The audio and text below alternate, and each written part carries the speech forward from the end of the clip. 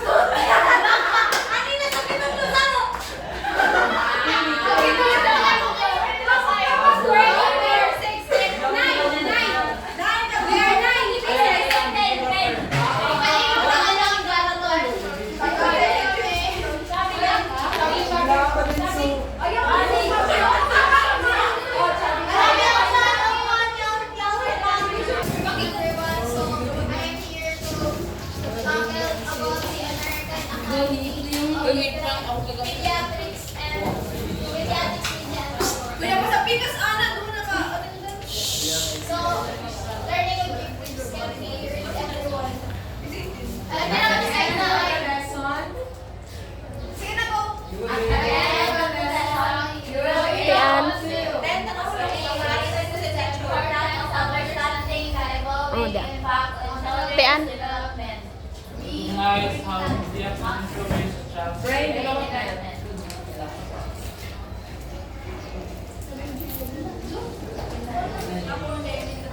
So, advance ay encounters. So, basahan natin sa na children younger than 2 years need hands-on exploration and social interaction with trusted caregivers to develop their cognitive, language, motor, and social emotional skills. So, it is very important no, na sa advance and toddlers, may hands-on exploration and social interaction with trusted peers or members of the family. And then, for their development in cognitive, language, and motor skills and social and emotional skills. So, if i-interact natin ato bata sa ibang tao, kanang sa concept na people no kanang moral good influence bitaw, iliyaw bitaw. Some of people kasi kanang word ginatudlan bitaw nila ng bad words or mga something with the bastos. So, kailangan ang ato mga bata ikuha na sila sa mga trusted na mga tao ay ganado ito. So, basin may i-add or kuan about sa infants and toddlers. So, next. So, anyway, Preschool media and learning will be signed television programs such as Sesame Street, Diagonal Garden, literacy and social about for children 3 to 5 years of age, and continue to create programming that addresses evolving childhood and developmental needs, obesity prevention, and preschool media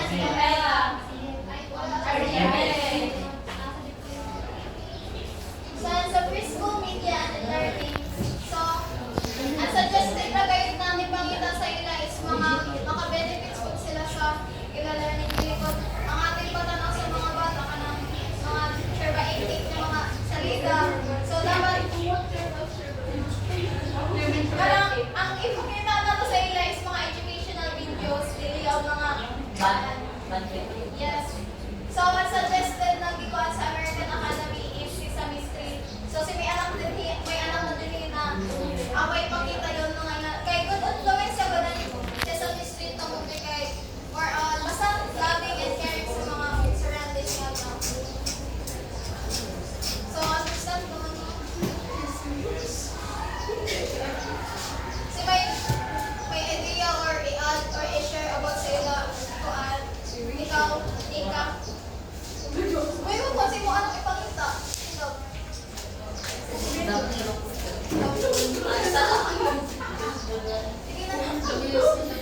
So, ang pangitan ako bata is yun. Miss Rachel, Coco Melon, tapos yun. So, ano may Okay, free pumping. may iabit ang learn sa pagkakita So, maka-learn sila din yung mga language skills. May provide niya language. Yung pagpagita yun ng mga salita is maka-learn sila ng mga yung language without kung man maka-English-ize yun. Ako non-people is grammatical and so like grammatical lang.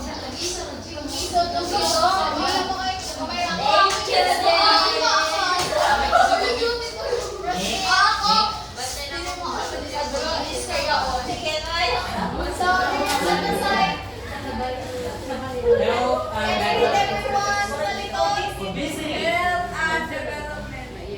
obesity. Maybe not very small but significant increases in life,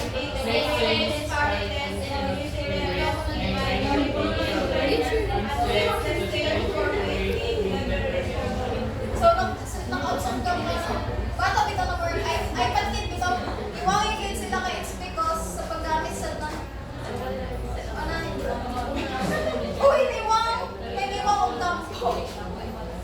Niwang og tampo sa paggamit ng kwan sa technology, it's because parang, ang ina sa mga version niya na per sa, kwan pa na ilaganan bitaw, magbaka na niyo ko, dili kayo, cellphone pa ko yung so, basically, about this essential define about technology. Yeah, obesity. Ano mo? Health.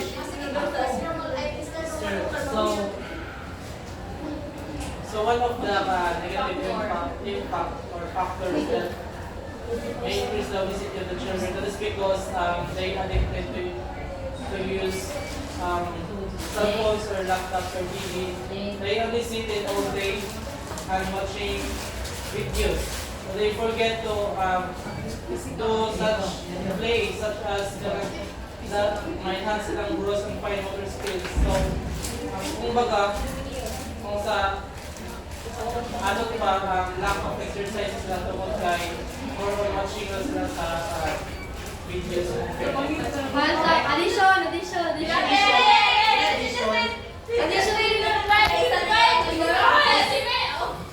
Okay, in this origination of Romulo, he stated that one of the factors is ang paggamit ng like yung mga gadgets, no? Actually, it's very,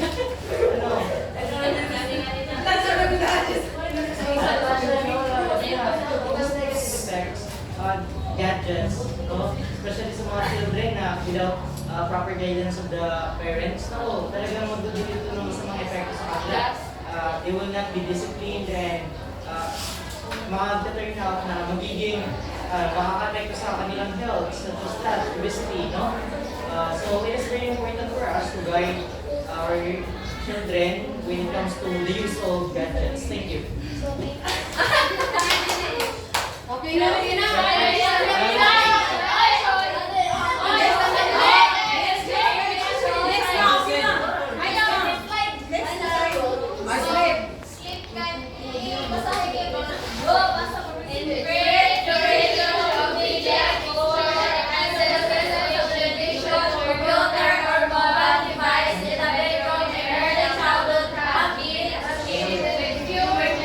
Of sleep per night.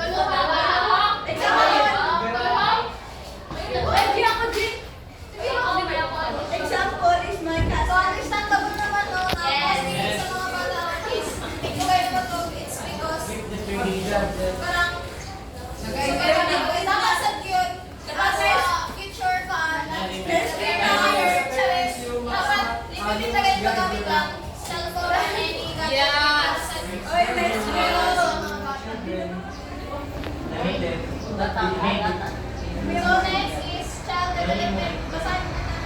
Child development. Also Child characteristics also may influence how much media children consume.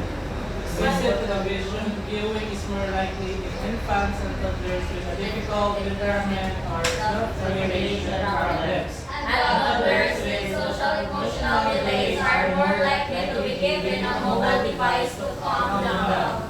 wala pa na yung mga bata dito ng mga iPad kid.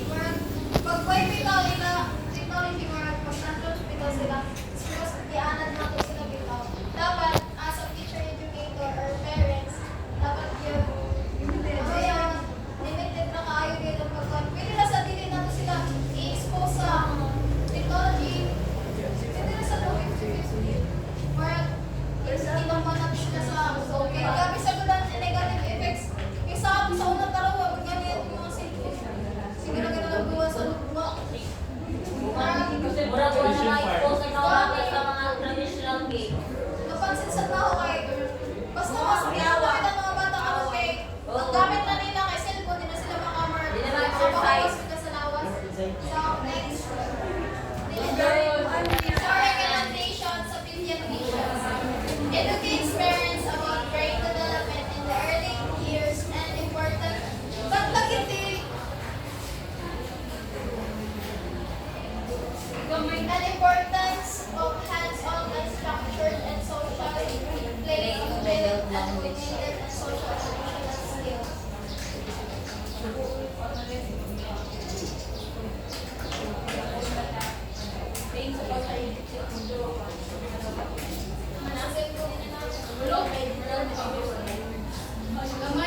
So, if ever nasa yung pag-consult sa pediatricians, ang best advice here is to recommend mostly sa mga bata. Pero, sa common sagot na generation, mostly kayo, mara gamit na ganyan technology yun sa early childhood education.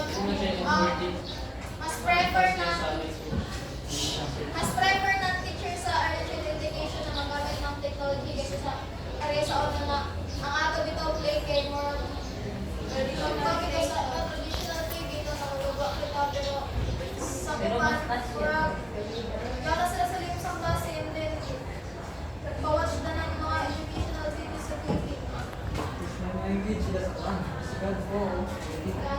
Traditional way.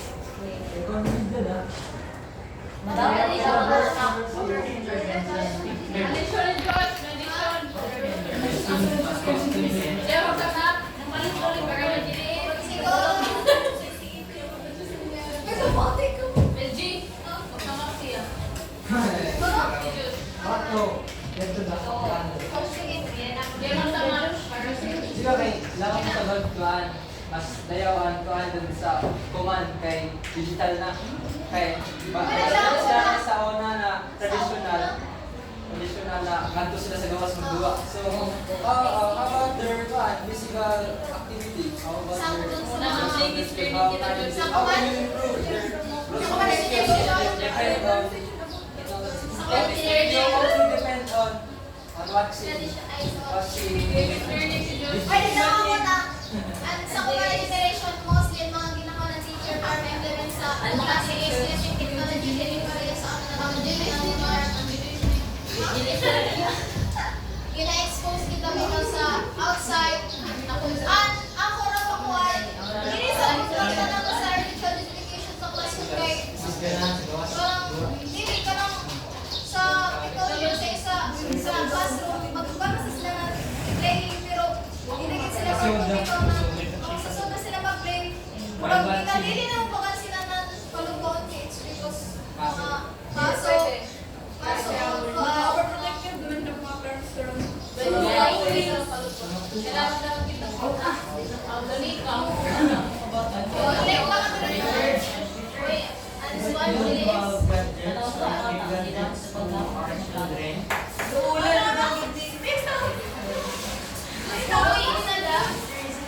Advisable for us to give gadgets to our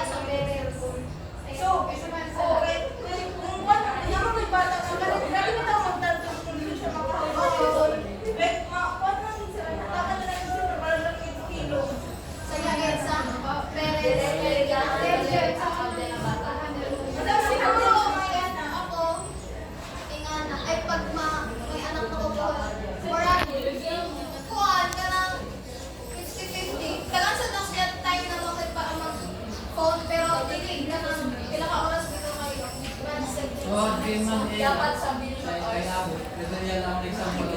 Kaya ako bitaw na pagpansin routine. No? May murag kuwan giban. Ang routine na kibalik ko puno day, puno na oras mo. Kuan mo, gamit na yung tabi. Dapat iba.